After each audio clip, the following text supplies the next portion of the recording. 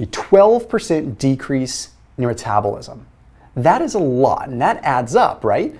So what can potentially be triggering this? Now, when I first heard this research, it really blew my mind, but then when I started thinking about it, it makes perfect sense. Okay, we have these sodium-potassium pumps, and these are critical for muscle function, critical for nerve function, critical for an action potential to essentially go from our brain and signal a muscle to contract. So sodium helps our muscle contract, and potassium essentially helps our muscle relax. That's a very simple way of putting it. Now, we know that moving our body affects our metabolism. The more we move our body, the higher our metabolism is, right? Makes perfect sense.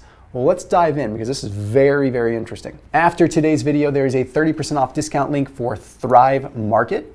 So if you are looking to get groceries at a better rate delivered to your doorstep, I definitely recommend you check them out. So that link down below, it allows you to shop by different diet category. You can sort by pretty much any kind of food item you want, but Thrive Market is different because they focus on better for you options. So you're not gonna find garbage there. You're not gonna find hydrogenated soybean oil. You're not gonna find the junk. You're gonna find food items that have been vetted out to be cleaner, ultimately better for you. But if you ask me, one of the best parts is that they're delivered to your doorstep in a couple days. Super easy. So that link will save you 30% off your entire, like literally your entire grocery order, plus you get a free $50 gift that you can select at the end of checkout because you watched through this video. So it looks like as we get older, one of the biggest drivers of our metabolism slowing down is a decrease in the speed at which these sodium-potassium pumps work. So if I were to go start working out right now, the sodium-potassium pumps would be working really hard, pumping sodium and pumping potassium in and out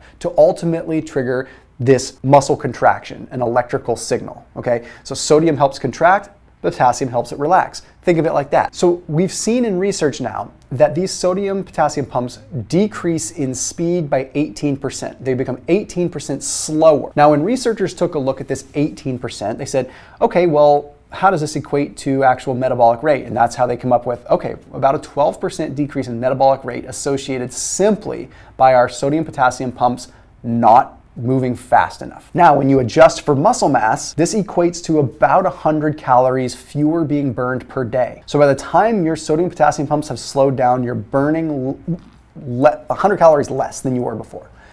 Think about how quickly that can add up. There's 3,500 calories in a pound of fat. It would take 35 days at this rate to gain a pound of fat. You can see how it creeps on pretty slowly and you don't know what's happening, right? So the real question is, how do we prevent this? How do we protect this? Well, we look at the research and we see, muscle mass seems to be a pretty important thing. Well, muscle mass is definitely going to be important. The more muscle mass you have, the more sodium potassium pumps you're going to have. Definitely build muscle. Definitely work on that. But a piece that people don't think about a lot is your VO2 max. If you work on your VO2 max, there's a direct correlation with your VO2 max being higher and your metabolic rate being higher as you get older. And that's not just me talking, there's legit research behind this. The Journal of Clinical Endocrinology Metabolism published a paper that took a look at aerobic exercise, VO2 max, and they found that exercise, specifically aerobic, mitigated the metabolic slowdown that was associated with age.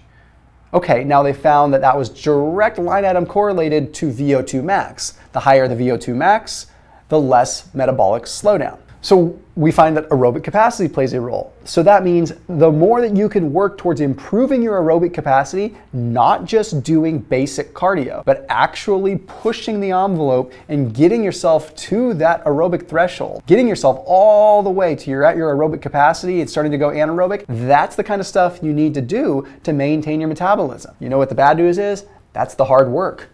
That's where hard work does come in, and I hate to say it, but that does apply. There's no easy way out. You got to do the hard work. The reason that it's related to metabolic slowdown is probably multiple-fold. For one, you're maintaining mitochondrial density. That's very important. The mitochondria, energy powerhouse within the cell, those usually become dysfunctional and start to kind of wean off as age goes on. But if you can maintain the integrity of those by doing a lot of endurance work and doing work like this, then that's going to be great.